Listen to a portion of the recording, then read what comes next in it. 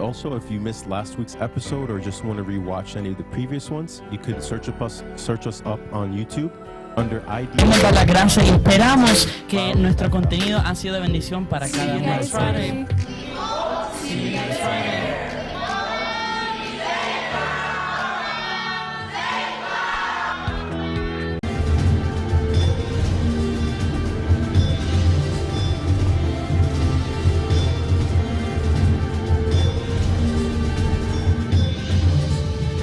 God bless you guys.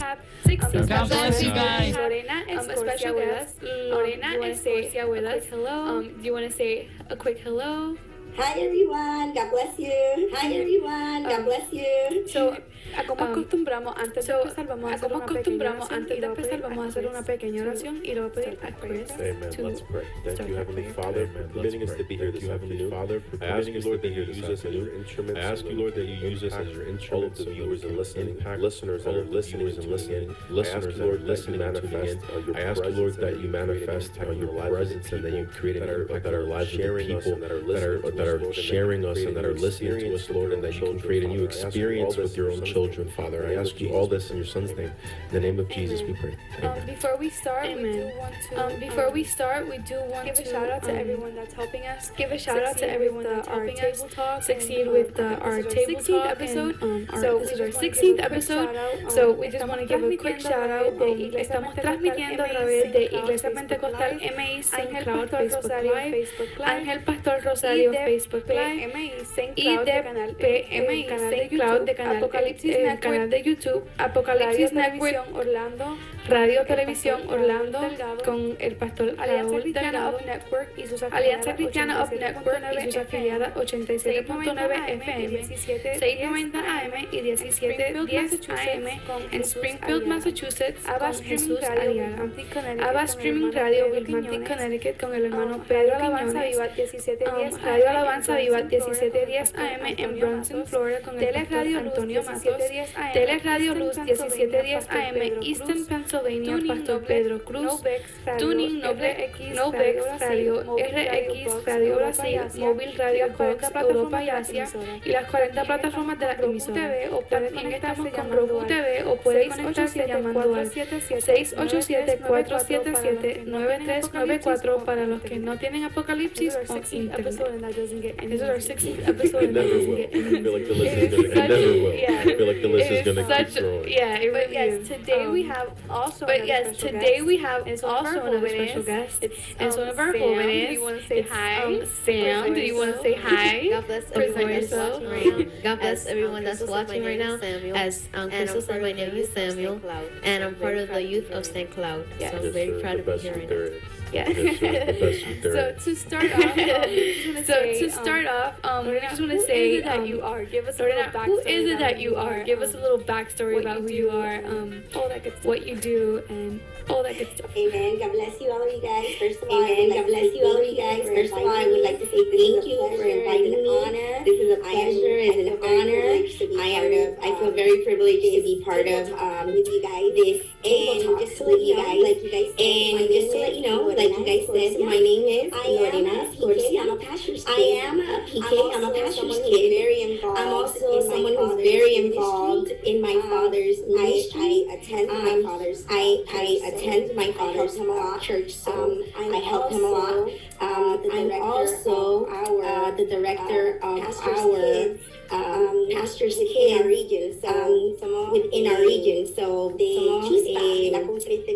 Chispa, la confraternidad de hijos de pastores, y gracias a Dios que el honor y el privilegio de poder ser la directora de esta confraternidad, pastores que lidiamos con muchos hijos de pastores en toda nuestra región. Yo estoy envuelta en muchas cosas. También le doy la gloria y paz, gracias a Dios, que también soy parte de los hijos de pastores, el ministerio de hijos de pastores interdenominational and international, where I get to help a lot and be part of talks with PKs every day. After all that, I am a wife and a mother. I have Talo, we call him Talo, and I have 2 3/4-year-old. He's about to be 3 years old. So I have a lot of work. I help in our church. I don't know, nowadays there's not churches that have services almost every day, but in my church we do have service Saturday, almost every single day except Saturdays, and on Sundays we have in the morning Sunday school, and at night very busy, but I love it because I'm working for the Lord. Very busy, but I love it because I'm working for the Lord. That old school church schedule. That's that old school church schedule. Sunday in the I morning, remember growing up. Bible school, Bible study. Sunday in the morning, Bible school, Bible study, and then at night It's always like that. So it's the good to see service. that. Yeah. It's always like that. So it's good to see that and Go by hear that that schedule. there's churches that still go Okay, by so that now we schedule. want to ask you, when did you start being when did all this happen? When did you start being a pastor's Well, kid? let me tell you a little bit about my story.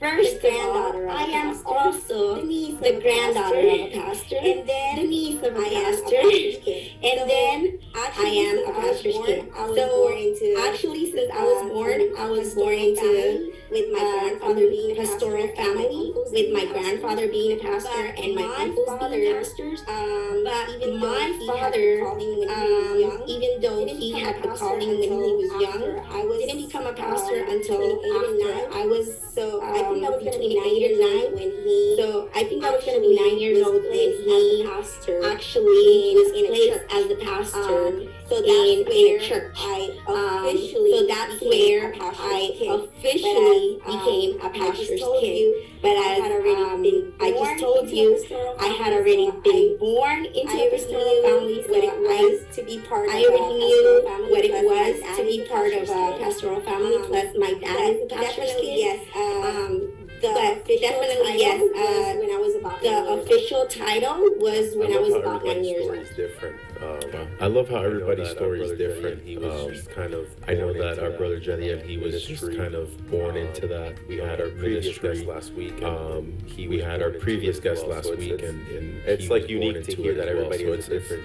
it's like unique to hear that everybody The has next a question I want different to ask story. is when did you have your But the own next question I want to personal ask is encounter when did you have your own personal again, that's encounter something with that's God? I know that up to the individual. again, that's something that's I know all that's of us up to here the have individual. different stories. I know all of us when I here was have around, different I think, stories. I know 10 or that 11 years when I old, was that's when I around, had my first I think encounter with 10 or God, 11 years old, that's when I had my first encounter with God, where I really felt Him minister to me, it's different for us at the I table. felt His presence, and I know it's different for us at the table. How was your But as a how pastor's was your kid, experience when how was your how old were you? how was your what happened in experience that when encounter? how old were you? Like what happened in that encounter? I have different timings, but let me tell you. I have different timings, but let me tell you. First of all, being born in a Christian home, and my father, even though he wasn't a pastor when I was born, but like I said, he was a pastor's kid, and he was a leader when I was born, and he was also the co-pastor. So that's you being part of the family of leaders. He always brought us up, my father and my mother, always, to look brought us up, my father and my mother, to look for the Lord, and they would always tell us about God, and of course, so one of the things that I used to love to do was to sing for God, even though when I was 4 years old, I can remember when I was 3 and 4 years old, I wanted our special every Sunday at our Sunday service because I wanted to praise God, and I always had that special connection that God was my friend, and that I could talk to Him at any time. But my father would always tell us, salvation is individual, and you have to make a decision to accept the Lord into your heart. And I guess I must have said it many times when I was little, but the one time that I felt that I received the Lord into my heart, and I felt like God cleansed me, and I really had Jesus in my heart was when I was about 7 years old. see a lot of things and feel a lot of things and feel sometimes like a little bit upset about how people acted. And in that moment where my dad ministered to my life and he was able to talk to me, and I could feel that God could take that away from me and that I can still be a child of God and have Jesus in my heart. And that moment was when I was 7. And from that moment on, I felt like I could share with everyone about God. I wanted all my friends to come to church, and it was very special. And I had that love, and I felt like the relationship with God was very intimate, that I could talk to Him at any time and God could hear me. Like I said, but as time would go by, like I said, it was about a year and a half or 2 when I became officially a pastor's kid. Life changed a little bit harder, and it was a little bit harder for me coming from one to another church and going to another church, which was smaller than the one that I was used to. And even though I loved to help my dad, I was always one that would help with devotionals and specials and whatever he needed me to help with. I was always there. Like you said, we many times during the week, we also used to have my father would go out into the Campo Misionero. So on Sundays after Sunday school, it was basically me more. I have 2 brothers. I'm the oldest, and then there's 2 other brothers. And my brothers they would always stay with my mom or be hanging around or doing something else. But I would go with my dad to Campo Misionero. I would help him. It was me and my dad. We were crazy in the middle of the campo where there was a lot of houses, and we would go invite people, and also we would start like a service until people started coming in. And that was I don't know if I'm getting ahead of myself.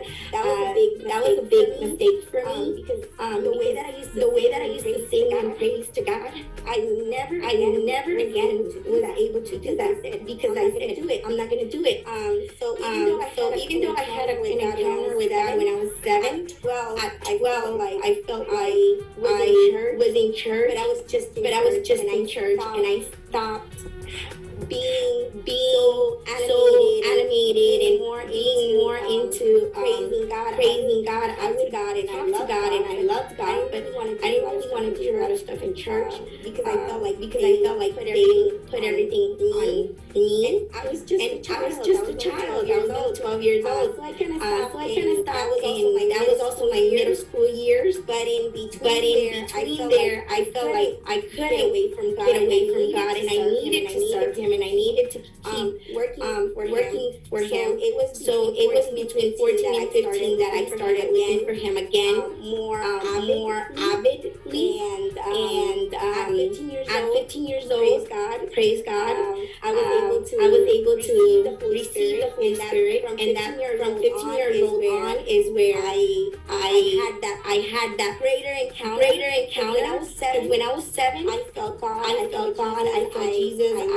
I loved to serve God, but I had not had my personal experience with the Holy Spirit. That came when I between 14 and 15, when I was about to turn 15 years old. And from there on, my life totally changed. If I'm gonna be honest, I really appreciate your honesty and your transparency. There's a lot of people in church that will never admit to themselves losing strength or feeling like they need to put in the work.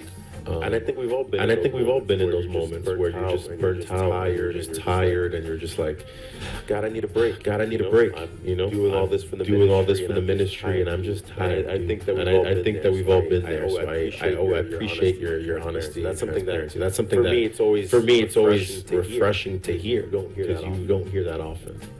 So you were talking about how you felt that you had to hold back. Basically when you were around 12, because you felt like everyone was putting everything on you. Now that you mentioned that, what do you feel like that was a disadvantage of being a pastor's kid? And if so, like, what are other disadvantages that you felt that you had being a pastor's kid? In the moment, yes, I felt like because I was a pastor's kid, if people were missing or people didn't show up, it was always okay. Lord, I can do it, you know. They would just call me up. I had to be ready in 1, 2, you know, and that was fine at the beginning, but then it's a disadvantage because they overload you. They feel like oh, you're the pastor's kid, you shouldn't be able to do anything, you know, and if you're gonna sing, you're gonna sing. If we need you to read the Bible, you're gonna read the Bible. If you need to play an instrument, you're gonna play the instrument, you know, and in the moment, you know, as pastor's kids, we love to serve, and we love the talents that God has given us. But sometimes because you are the pastor's kid, they overuse you, and they want to use you till you get burned out, or they push you to the side because you're the pastor's kid. No, you stay on the side, and these other people are the ones that are gonna. So then I had both. At an earlier stage, it was that they over wanted to use me when there was other people that could do it. I felt like that was a disadvantage just because I was a pastor's kid. I had to do it all the time. If somebody else was missing, even though there was other qualified do it. So that was fun in that moment. And then there came a time where I was able to do a lot, and then there were other leaders and other people, and they wanted to do stuff. So then it was like, okay, you move to the side, and you're just a pastor's kid. So I had both sides of it, obviously one of the big disadvantages about being a pastor's kid is that they're always gonna say, but you're the pastor's kid, you know, so you have to be like sort of perfect and not move. Sometimes I would feel that I was sitting in the front in the first bench, and I would feel all the people's eyes rolling down my back, you know, from my head all the way down, and I'm like, oh my God, everybody's checking me out. Everybody else can do the same thing I'm doing or worse.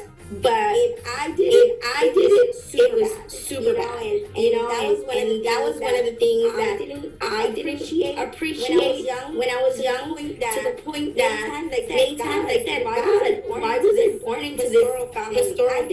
I didn't ask for it.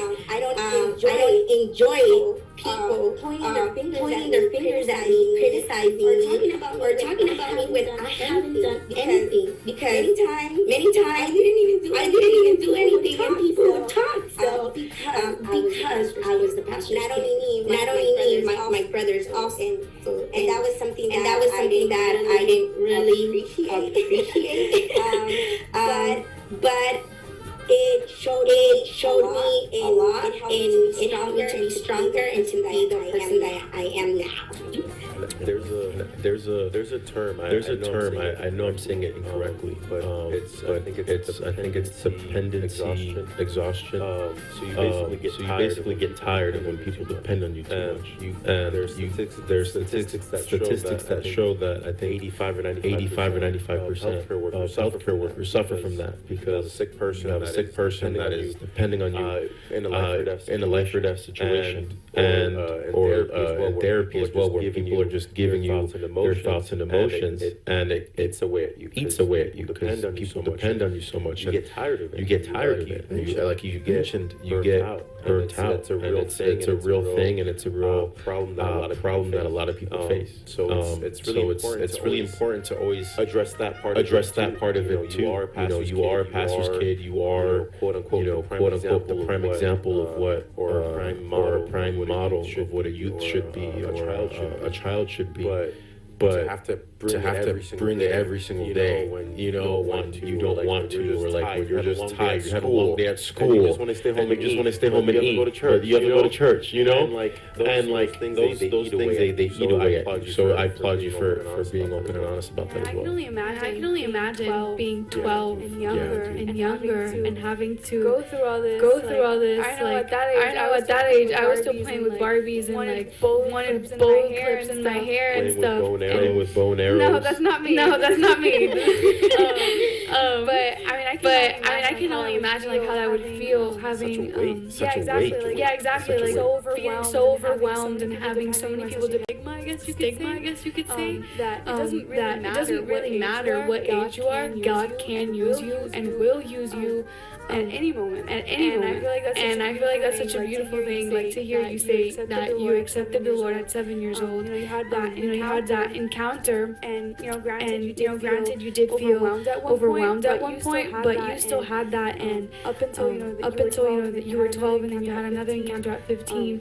I just feel like that's a very beautiful part of your testimony. Yeah, and I also think it's important. Now that you're saying how you felt in different times of you growing up as a pastor's kid, that it's important for us as people seeing both sides of the story of a pastor's kid, because it's not only you're a pastor's kid, you can do this and that, like you were saying. So yeah, that was my point. And now going into the opposite, what were some advantages of being a pastor's kid?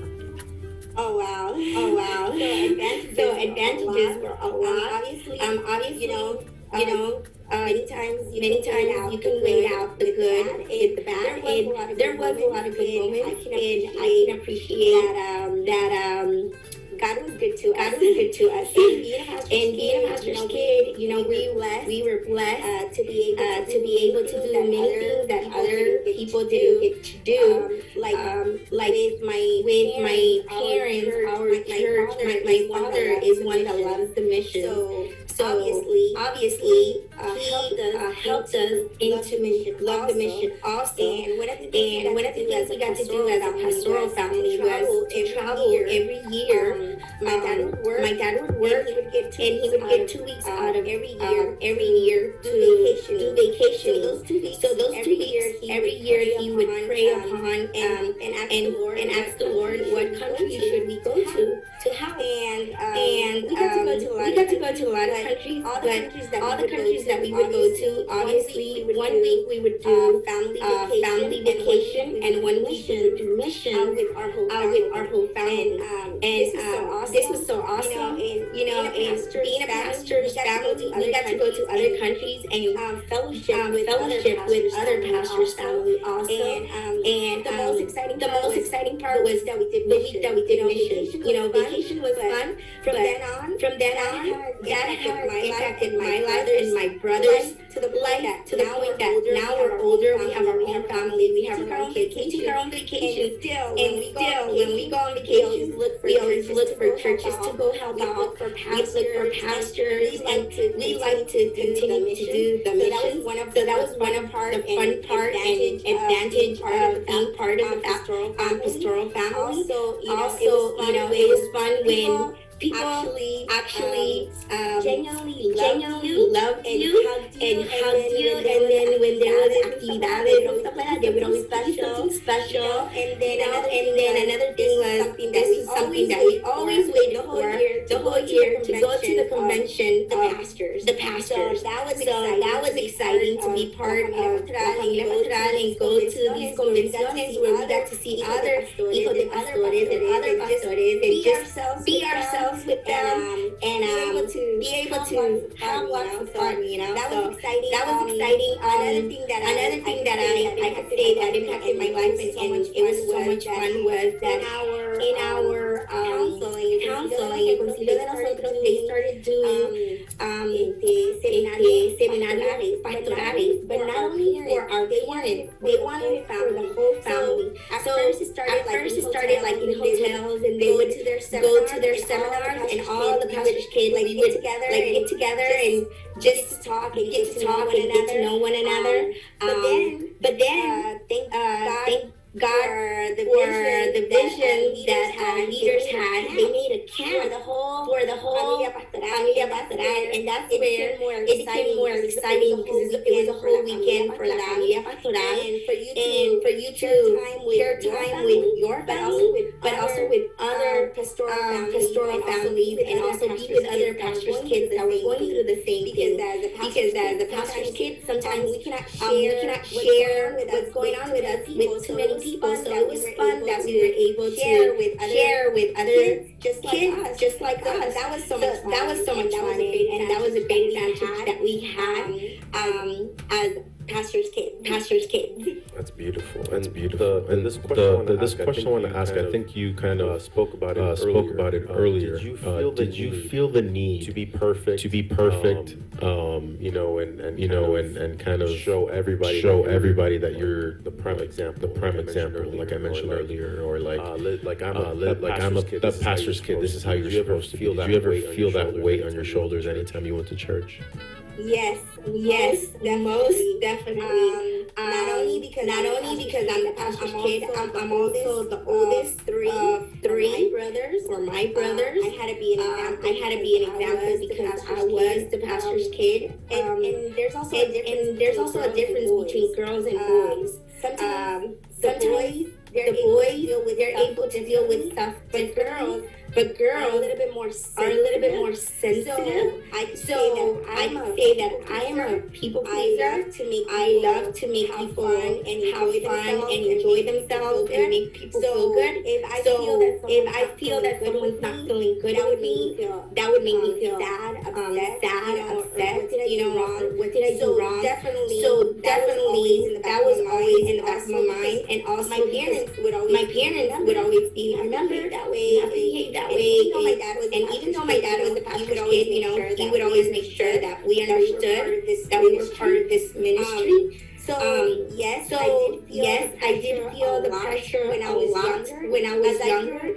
As I grew older, I understood that everything that I went through was needed for me to be the person that I am today and to be able to help others. Because through the experiences that I went through and through the way that I acted and reacted, I was able to overcome. And I know through those experiences I'm able to help other pastors' kids that maybe are not as strong or haven't gone through the same issues.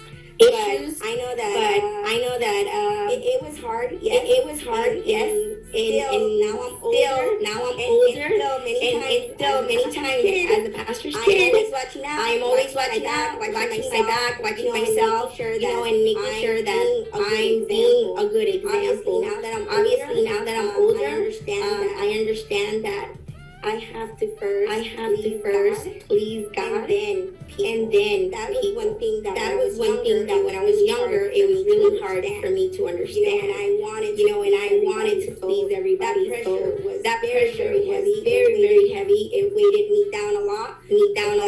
Thank God that God is good and God teaches us and helps us grow. I was able to overcome it. I love what you said. You said that what you're going through as a kind of like now you use it as a way to help other pastors' kids, to help them go through what they're going through. That's what God does. And I think that's what God does. He makes us go through things so that we can help others. When we get older, when we have the ministry, I think that's why it's hard for us sometimes. Just because God is giving everybody their own story, their own different thing. So it's like.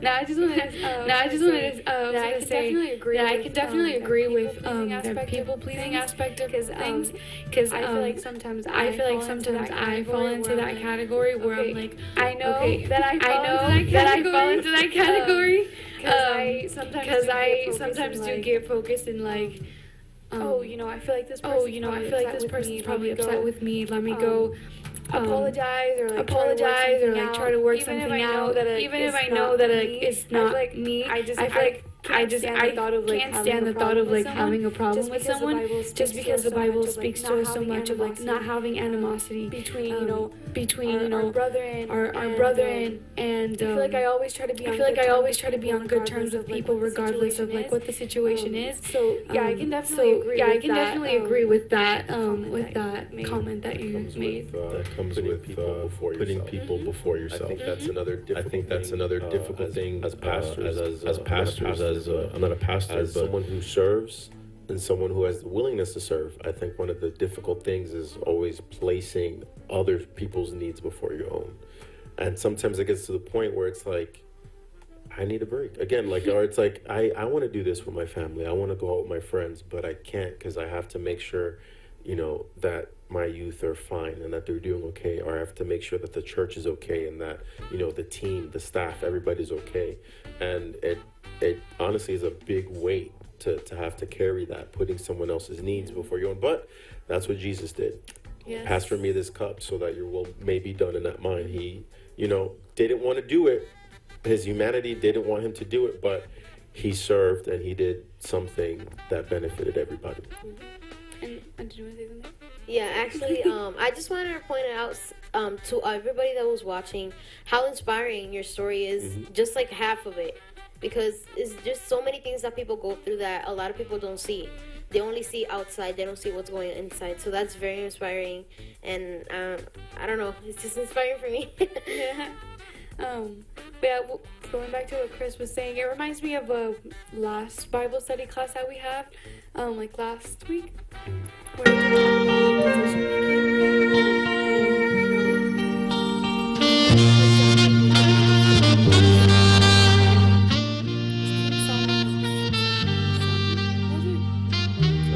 yeah, and it was like he went to ask for advice on the decision he had to make, but he went through to the wiser people and he went to few that people that he had grown up with. And I know we're getting a little off topic, but I don't know, I feel like I need to bring this up. And when we go through situations and we don't know what decision it is that we need to do, I feel like we should always resolve it by going to God and not by going to anyone.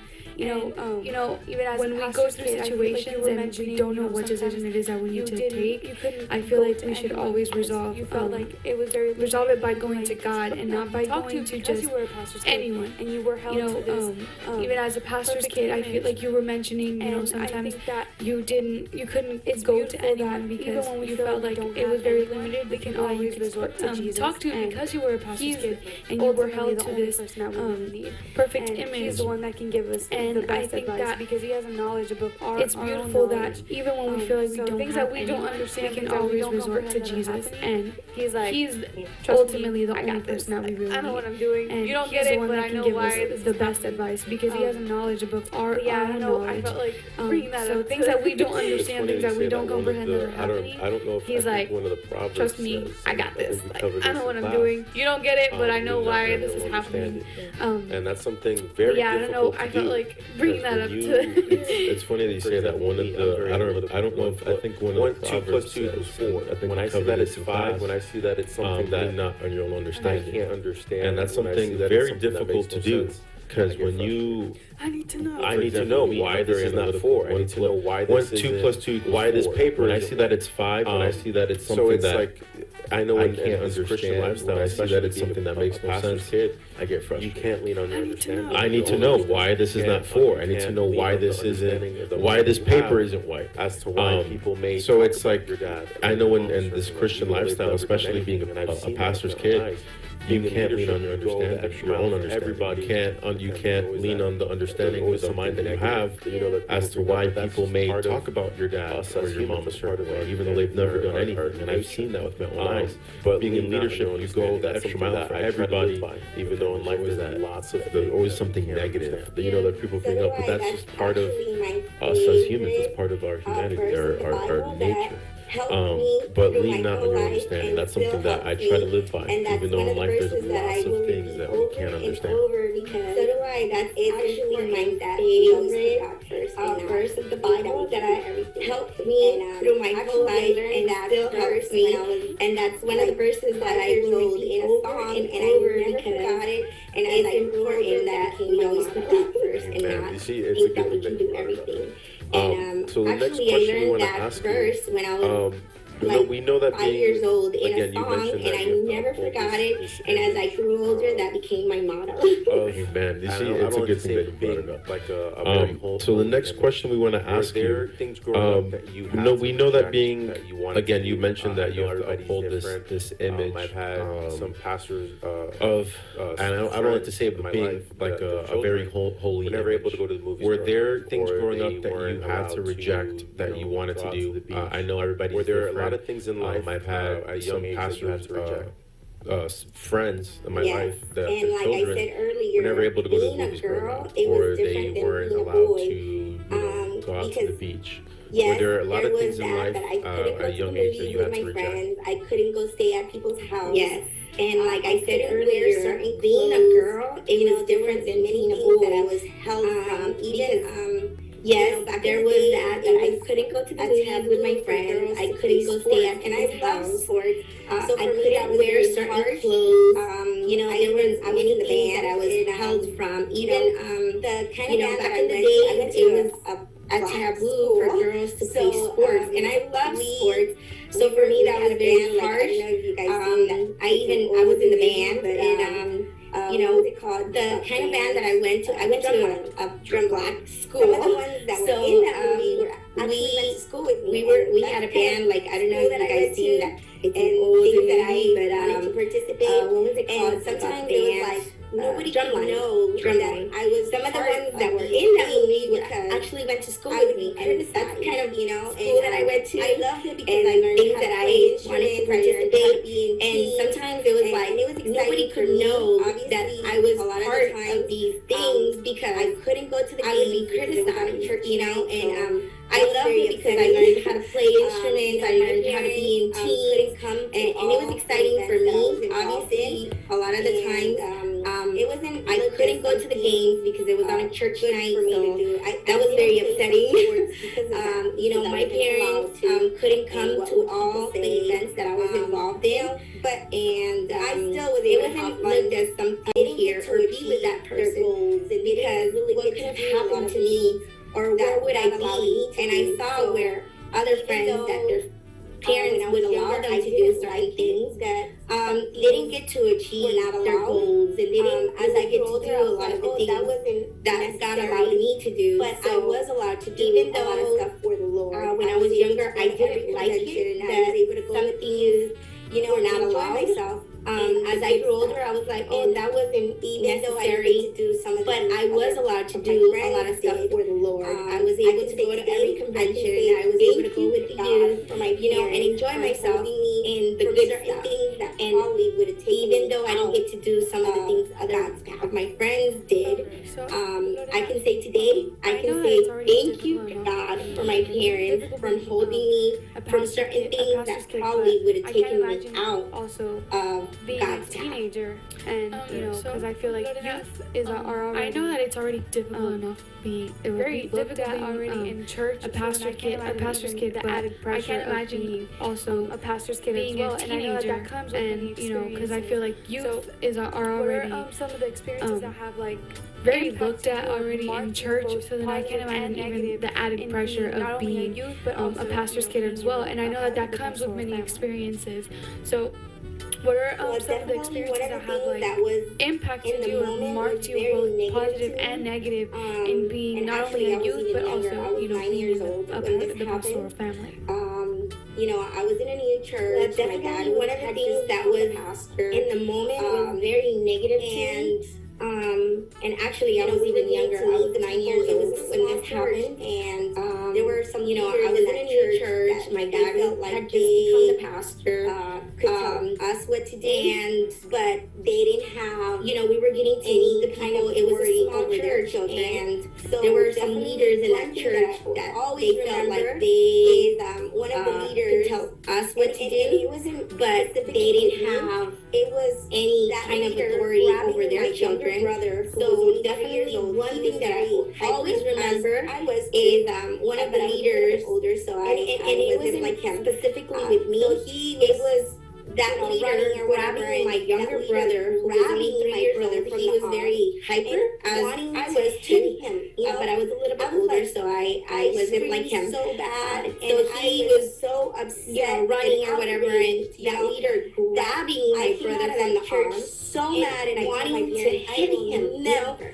I was like. I screamed so bad, and I was so upset and outraged, that I came out of that church so mad, and I told my parents, I will never, ever step a foot in that church again, because people are hypocrites. You know, how dare she grabs my little brother and tries to hit him because when she has two children that are doing worse than my life, she did not tell them nothing. No, this is not people of God. These are people that do not love God because they're trying to implement something in my life and not in their own.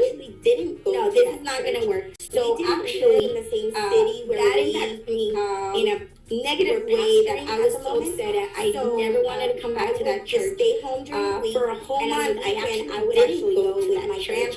We didn't live in the same city where we were pastoring at the moment.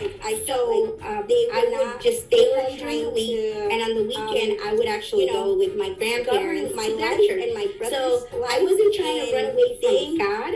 Just from the people, because I felt like, you know, they were trying to understand how dare, I screamed govern my life and my brother's life, and they grabbed my brother, were not even giving example, and that was so harsh in my life to understand how dare, I screamed at that lady and helped me for something else, because even though I didn't go to my church for a month, throughout that month, my mom was talking to me, my dad, and they were praying for me. And, it came to the point where God gave my mom the wisdom to be able to speak to me at 9 years old and tell me about the power of forgiveness. And the way that God used my mom to teach me this lesson about forgiveness, how I need to forgive even when they offend me, and how my salvation is more important. And even if they don't ask me for forgiveness, I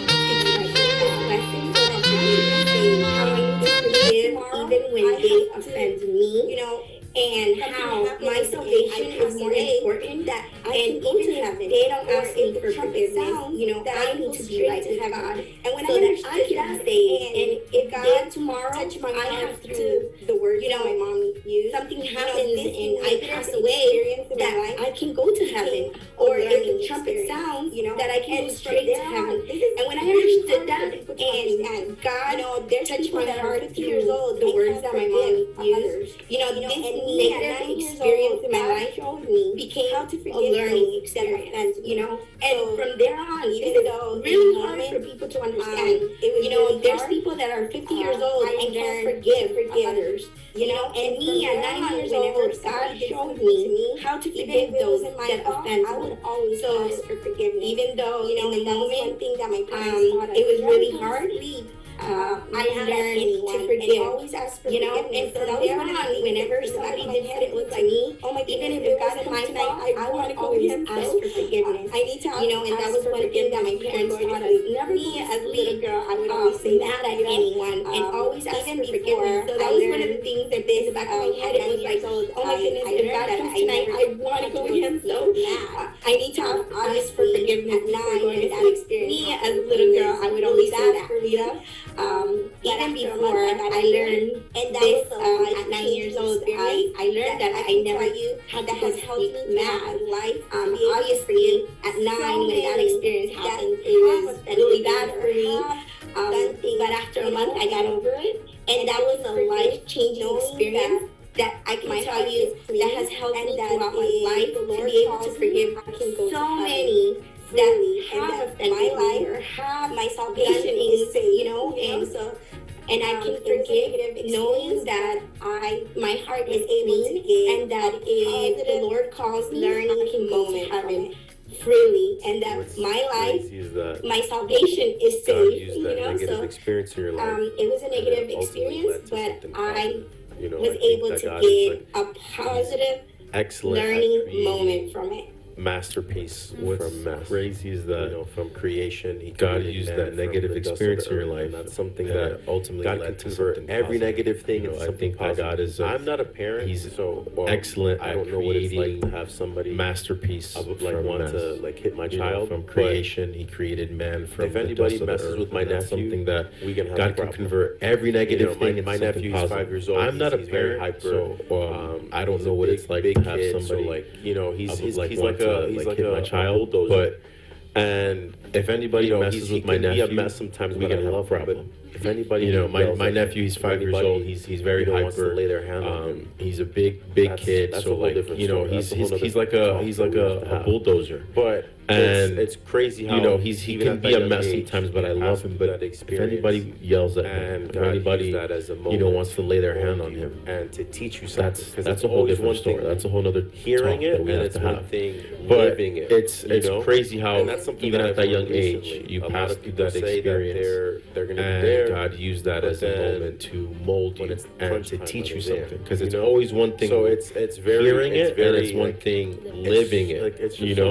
And that's something that I've learned recently. A lot of people say that they're when I was 9, I was playing with Batman toys and like my what is it? Hot Wheels, it's very drawing. Like I didn't have to deal with that. Like, it's just so crazy. I was just even at 9 years old, you have to learn that. You have to go through that. When I was 9, I was playing with Batman toys and like my what is it? Hot Wheels. I was drawing. Like I didn't have to deal with that at a young age. I was just chilling. Let me tell you, it was an awesome experience. I can say that, and I thank God I had an awesome childhood. I love the childhood that I had, but I had awesome grandparents to play with, to go to parks with, and even my parents. It was an awesome experience. But I also had this was something added, and like you said, I think I did get to be a kid, but at the same time, I had an extra responsibility because I felt like it was our responsibility. But I also had a lot of good experiences that, and I was taught. I thank God because I got to grow in my parents' ministry, learn, a lot of the good experiences with God, with my family that, I was taught at my home to learn to appreciate and actually seek the word with passion, to love praising God, and some of the good experiences were, to be able to see in an intimate relationship with the Lord. So those were also positive experiences that I had, and also in the church as being a pastor's kid, because some of the good experiences were, to be able to see people coming to the Lord, to be able to see genuine people actually giving you hugs and loving you and appreciating who you are and what you do, because people of the church come up to you, give you a hug behind the scenes that I love you. Some people don't see genuine about it. They just see the final product, but they don't see the behind the scene work that we do. And just to have people of the church come up to you, give you a hug and say that I love you and be genuine about it, those were awesome experiences for me. And we had talking about the forgiveness aspect of it. I feel like to take this quiz. It was a very interactive class. Never knew that it was really hard for people to what our strong suits were. At such a young age, I was actually always a very forgiving person. It is that we and we had this one class once. That I scored the highest. We had to take this quiz. Forgiveness. It was a very interactive class. It kind of just clicked, and it kind of showed us what our strong suits were. That's just how in our ministry and what it is. It wasn't until God spoke to me once. And one of the things I scored the highest on was forgiveness. Going through it kind of just clicked for me, and I was like, why am I going through that's why I have the way that I am. That's just how, this type of stuff. And it wasn't until God spoke to me once, but I still not that long ago, go through this. Because I was going through a certain amount of things, and I was like, God, why am I going through this? Why do I have to endure all this type of stuff? And I forgive people, but I still have to go through this. Broke down into tears because I was like, how I made you like my son, and my son forgives Jesus and forgives, and I forgive and forgive and forgive, and I've given you that compassionate heart, that forgiving heart, and I broke down into tears because I was like, how is that? How can I they did worse to Jesus? Forgive like Jesus? And it wasn't until I had to go through all these situations that sometimes my friends or and I think people tell me even though how are you acting like nothing? How can you just be okay? And I'm just like, hey, they did worse to Jesus, and if Jesus could endure it, I can endure it. And I give glory to God for that, and I thank Him because even though it is hard given me to have to constantly be able to do it, even when I feel like that is something that, like you said, sometimes so much, and it's we're not the ones that do something, but we still have to forgive that person.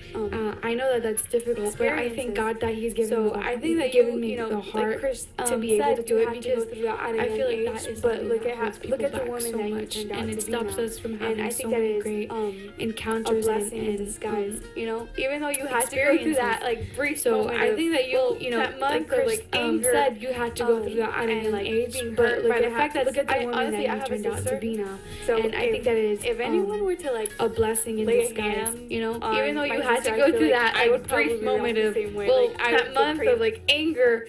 And being hurt by the fact that I have a sister. So if anyone were to so much of lay a hand on my sister, I feel like I would probably react the same way.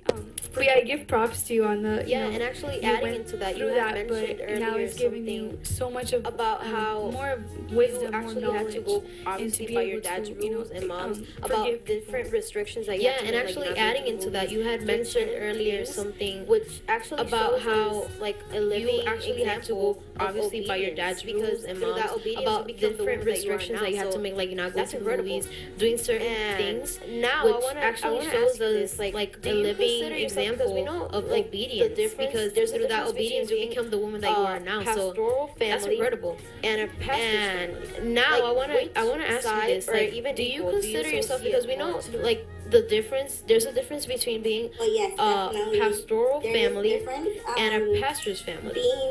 Which side, or even equal, do you associate more to? Related to the pastor, and yes, definitely stand by. There is difference.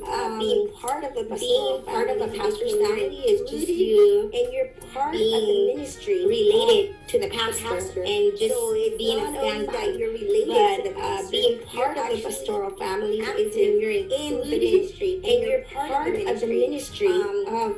Like I said, so it's not only that you're related to the pastor, you're actually active in the ministry, and my brother the ministry, to take, like I said, as growing up and through all the experiences and everything that we went through, we were able, myself and my brothers were able to take on that all of us are part of my dad's ministry. Maybe we're not pastors today, but we all learned to grow in our us being in a pastoral family. So the different ways to deal with different situations, different people, and how to grow in our spiritual life and to help minister others.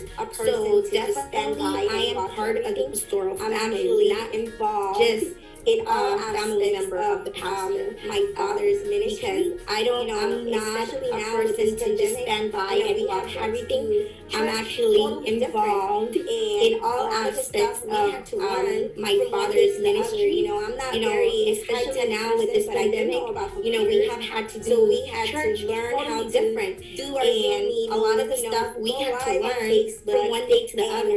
I'm not very high-tech person, but I do know about computers.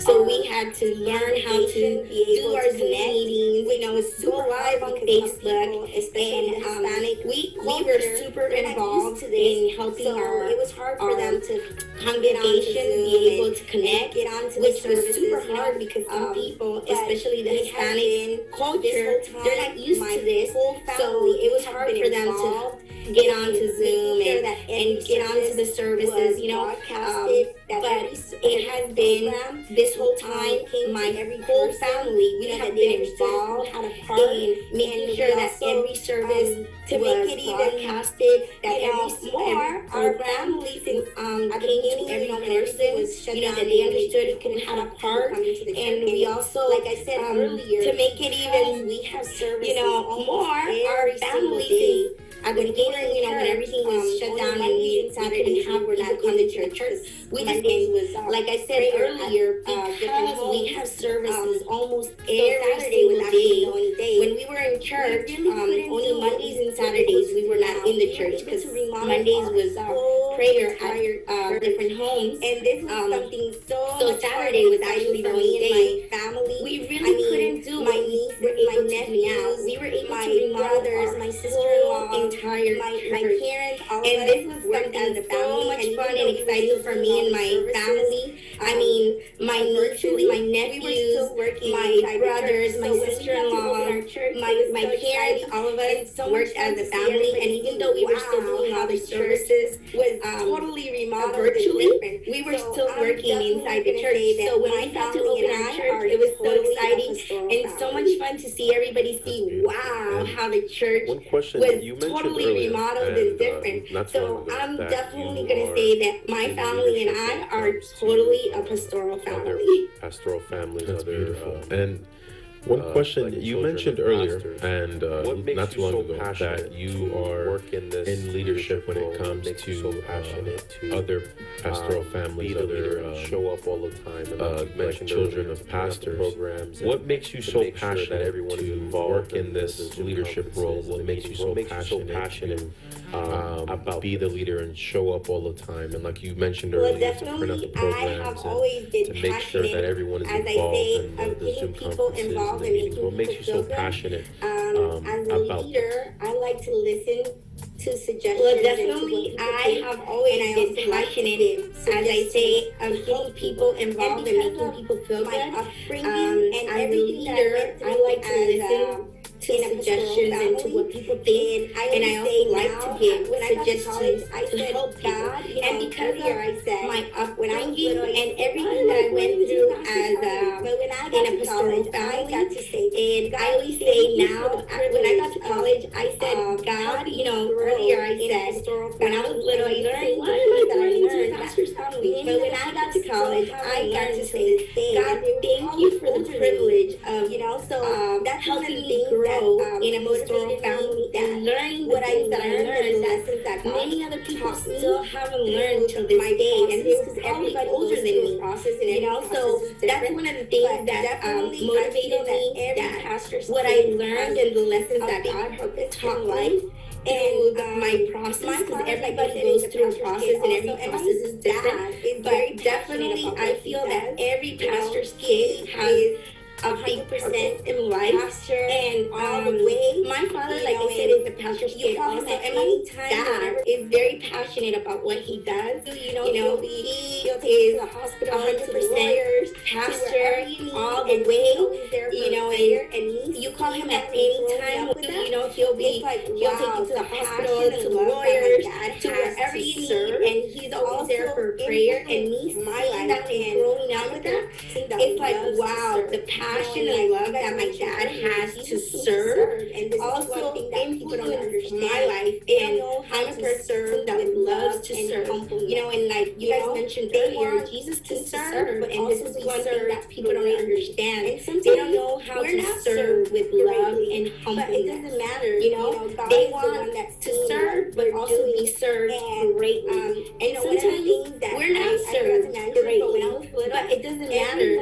God is the one that's sending what my dad would wake us up with music. One of the things that I forgot to mention, but when I was little, during the week, every morning when we were going to Sunday school, my dad would wake us up with music. Exciting, and he'd have singing all around the house. And even during the week when we were going to school, something he would sing to us.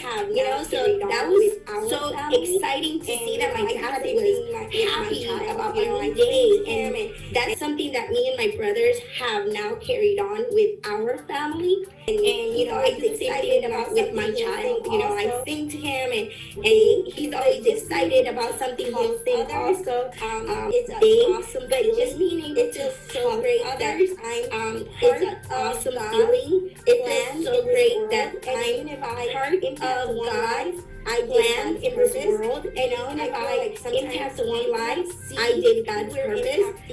I feel like sometimes we don't see, I know that God is using us or who we're reaching to, and I know that God is using us that I went through and God was able to teach me. And I feel that it's important through everything that I went through and God was able to teach me. I feel that it's a director for me to help others, kids, as a fraternity, a director for the pastor's kids with fraternity that are going through. I love to deal with pastor's kids that are going through different issues that I went through, or a little bit different, but that I'm able to help them, was able to mold of the lessons that I learned, and that God was able to mold me through every situation and every moment that I went through. So for me, obviously now it's my passion to reach and as many people as I can, because I know Jesus is coming soon, and I want everybody to go to heaven. And I feel like all of us are instruments to help. We are important instruments to help others get to heaven. And if I can that is around me to make sure that the word of God, everyone that is around me has heard the word of God or has seen the love of God, because sometimes we don't even have to preach, just by being an example and showing people love and friendship. People are like, wow, there's something different in you, and I want that. So that just gives me a joy to be able to transmit what God has given me to others. It's all about sharing. Many times people, receive blessings and are able to, see God's glory, but they don't share with others for your own life. That's not something that is good for your own life. Can everything that God does see that God is able to share, so that others can that God can see that God is big, God is great, God is good, and that God can do many things in our lives. And so for me, that is anything. My passion to help as many people as I can. So for me, that is my passion to help as many people as I can, and to lead them in the right direction. Because I have seen growing up as a pastor's kid, now older, I have seen many pastor's kids that instead of following in the footsteps and following the path of the Lord, they have. That's why I'm passionate about reaching out to them, and that's why I'm passionate about reaching out to them and trying to bring them back, because I feel like every pastor's kid is gonna be saved in the name of Jesus, because God made us be in a pastoral family for a reason, to learn and to be able to help many others. So to reach out to many, this is so important, to be able to reach out to many and to help as many as I can, even if I have to do it behind the scenes. Because our name is not important, God's name is important, and that's one of the things also about being a pastor's kid. When I was younger, I always said, why do they call me la hija del pastor or la hija de Benjamin? And nobody knows my name. That was so upsetting. And a lot of nobody knows pastor's kids, but as I grew older, would say the same thing. They're like, nobody knows us. But as I grew older, I'm like, you know what? Because that is so cool that nobody knows my name. And that's where I was like, wow, God is so cool. And that's where I was like, wow, God is so because He makes you go through. God is so exciting, and God is funny, and because He makes you go through some uncomfortable situations. But at the end of the day, we can laugh about it, we can learn about it, and we can help. Thank you for taking out of your time. Sadly, we have run out of time. Thank you for taking out of your time. Sadly, we have run out of time today. I think it was. But thank you again, Lorena, for joining us today. I think it was a very useful, very good episode that we had. And today, our region, and we're going to do something different and worshiping God. So don't leave. We'll be right back next week to continue this table talk. We want to thank you to everyone. Say thank you to everyone that's been watching us, everyone that's come on over the span of the months that we've had. But yes, thank you, and I hope you guys enjoyed this. God bless you guys. Dios les bendiga a todos. Les queremos dar las gracias a todos ustedes que nos apoyan. Gracias por su cariño, gracias por su amor, que nos apoyan y comparten nuestro contenido cada viernes que nos unimos con ustedes. Les queremos dar las gracias y esperamos que nuestro contenido ha sido de bendición para cada uno de ustedes. We also want to let you guys know that we did make an Instagram account. It's TG Table Talks. You guys can DM us. We have our email there if you guys want to email us and reach out to us regardless of what it's about. So yeah, you guys can find us there, follow us, and keep sharing our content. And also, if you missed last week's episode or just want to rewatch any of the previous ones, you could search us up on YouTube under IDPMIST Cloud FL. See you next Friday. Llevando el mensaje profético al mundo desde Orlando.